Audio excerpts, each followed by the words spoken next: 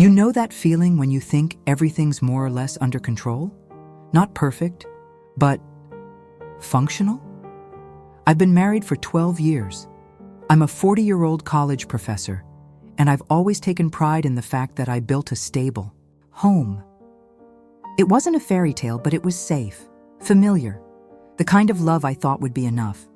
But a few weeks ago, everything flipped upside down. We were having dinner in silence, which honestly wasn't unusual. And out of nowhere, he started saying things he'd never shared before. About how he grew up in a household where affection was foreign.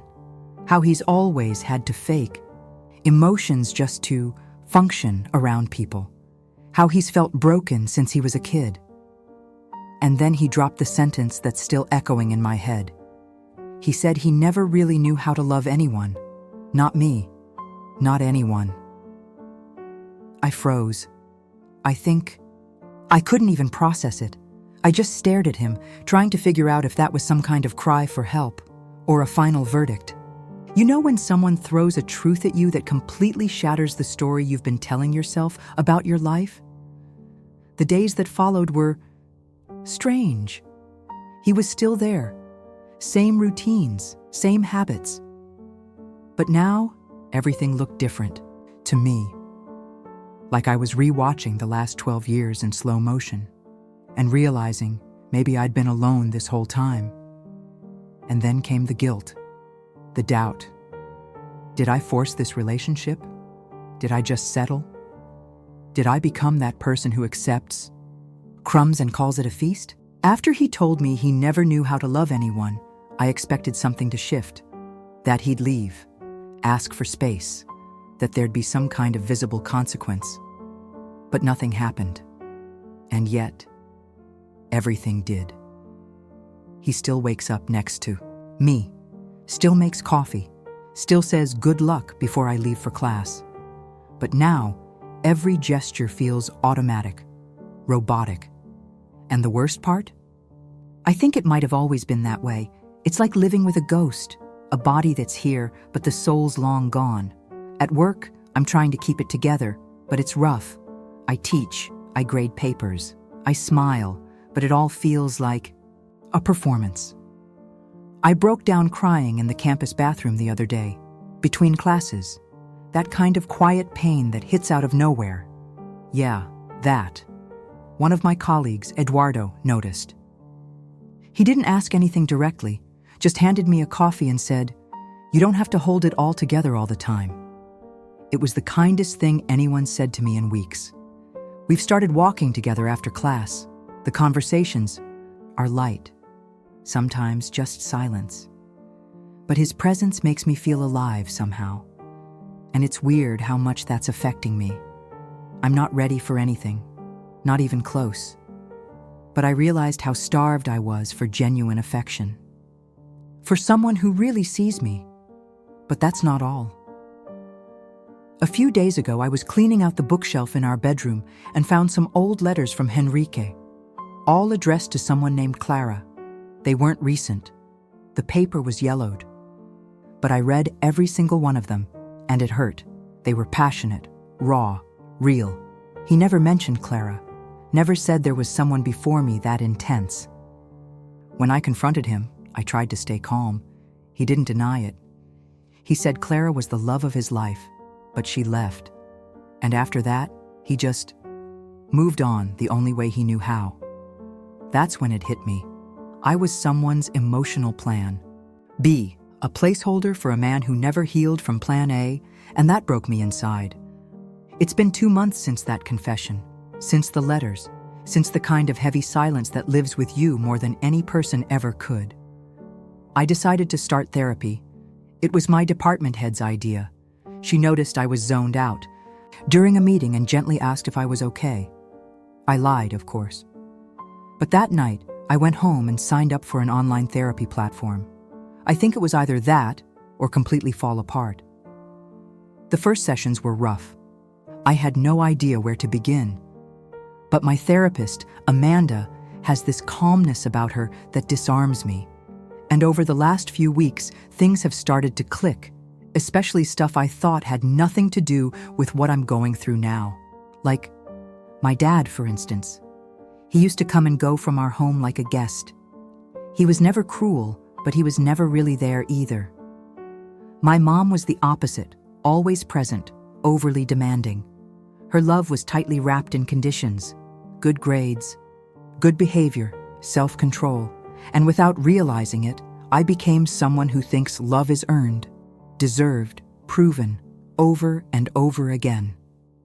So I married a man who didn't know how to love, and I spent 12 years trying to convince him I was worth it.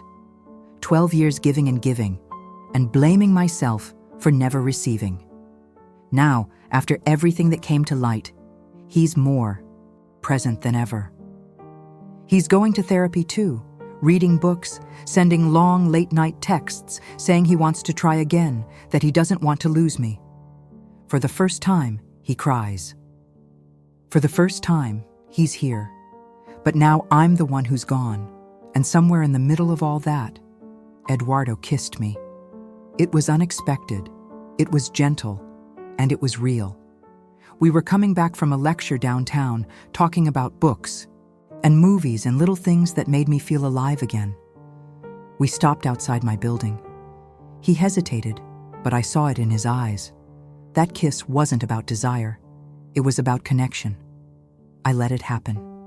And in the middle of the kiss, I cried. He didn't push. He just held me and said he understood. That he didn't expect anything. He just wanted me to know someone truly saw me.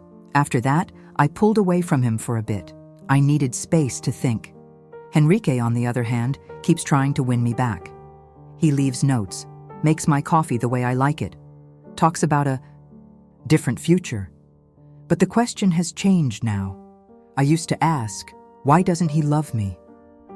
Now I ask, why am I still here?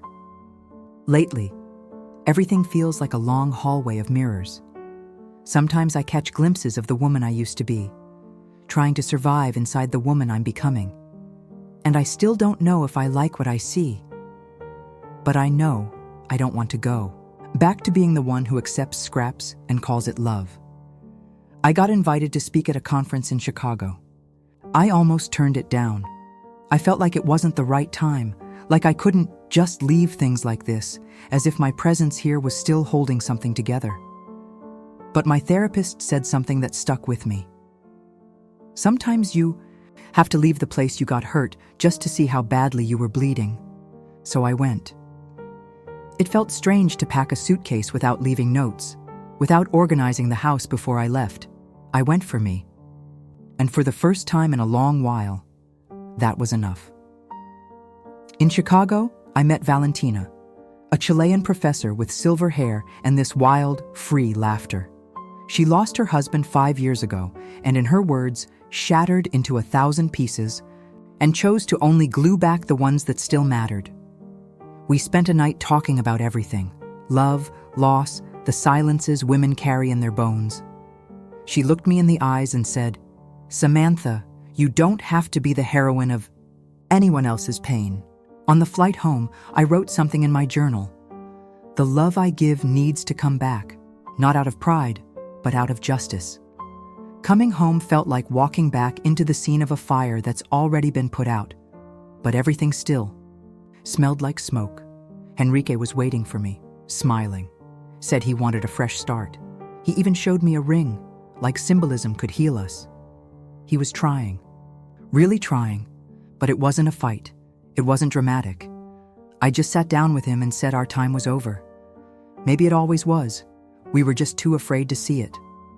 I left the next day, took only a few things, moved into a rental near campus. I didn't cry on the way there. I didn't feel scared. I just felt relief. Like my soul finally let go of a weight it had been carrying for too long. And now, tonight, sitting on the floor of my new place, surrounded by unpacked boxes and holding a cheap bottle of wine, I look around and feel peace. It's been almost 5 months since I left home. In that time, I've rediscovered myself in little ways I used to overlook. I bought a plant, and surprisingly, it's still alive. I subscribe to a European film streaming service. I cook just for me now. Sometimes I burn the rice and laugh by myself. Other times, I cry out of nowhere. But it always passes. My book, the one I started writing as part of therapy, is almost done. It's a mix between a personal essay and a memoir about the kinds of relationships that quietly drain women without them even noticing. I named it No Love at All. Last week, something unexpected happened. Eduardo showed up at my book launch. He was with another woman, beautiful, smart. They looked good together. Of course, I felt a pang. But then I realized what I actually felt was gratitude. Because he came into my life at a time when I needed a reminder that beauty still existed, even if it wasn't meant to last forever. The night ended peacefully. A few people came up to me, asked for autographs, shared their own stories. But there was one young woman, maybe in her early 20s, who approached me with tears in her eyes. She said she'd read the first chapter online, and because of it, she found the courage to leave a relationship that was tearing her identity apart. In that moment, everything made sense. The pain, the decision, the loneliness, it all had a purpose. 2 days later, I got a text from an unknown number. It was a woman, Clara. Yes, that Clara. She wrote, "I read your book. I didn't know Enrique got married after me. I didn't know he never told you," I replied, trying to understand. What did she mean by never told me? That's when she revealed the truth. Enrique never got over their breakup because he caused it. Clara left him after discovering he had another woman during their marriage. Clara wasn't just his great love. She was the one he cheated on. And I had been, for years, the safe place he used to hide from his own guilt. It took me a while to process that. I felt sick, not with anger, but with the realization that I'd lived a lie so carefully constructed, it felt real. But here's the craziest part. I didn't cry.